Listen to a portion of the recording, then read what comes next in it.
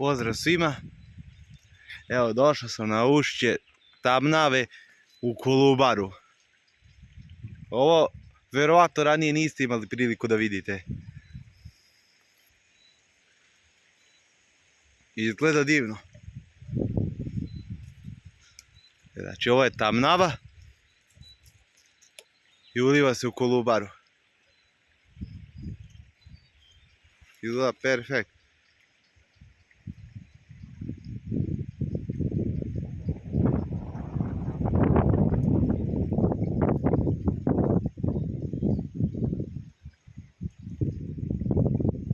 Veličanstveno. Ušće Tamnave u Kolubaru.